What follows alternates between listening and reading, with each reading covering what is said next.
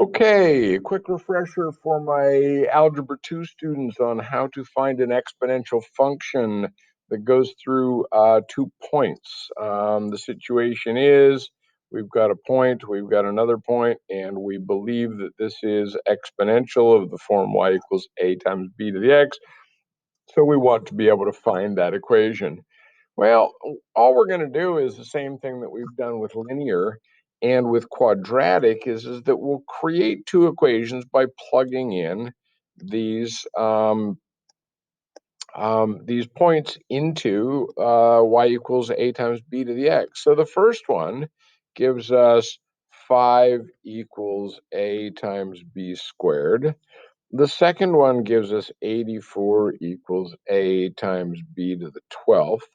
There are a couple ways to do this, and I think the simplest way, the simplest explanation is to say, well, let's solve this one for a by dividing by b squared.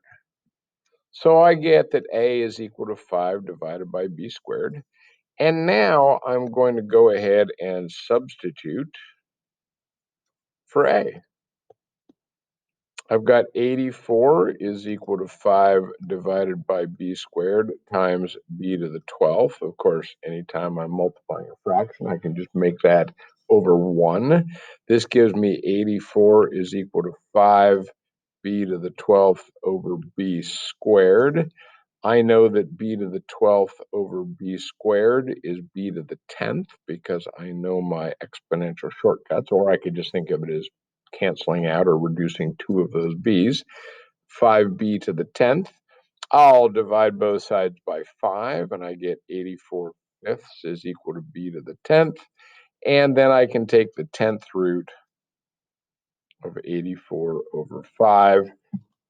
And jumping into my calculator, I know that roots are under the math menu on my TI-84, and I can take the 10th root of 84 over 5.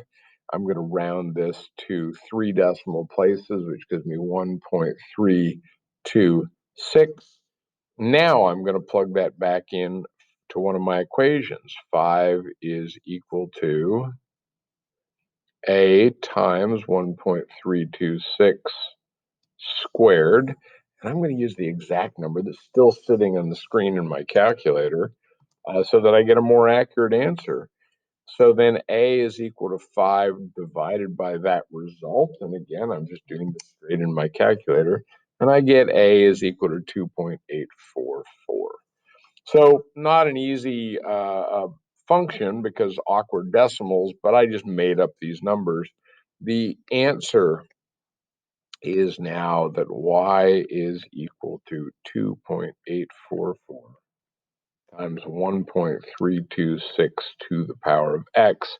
And if I want to check my answer, I could plug this into my calculator, go over and look at the table, and I should be very close to 2.5 and very close to 12.84. I won't be exact because I rounded these numbers off a little bit, but it will be very close, and will get you what you need. All right. Hope this helps. Thanks for watching.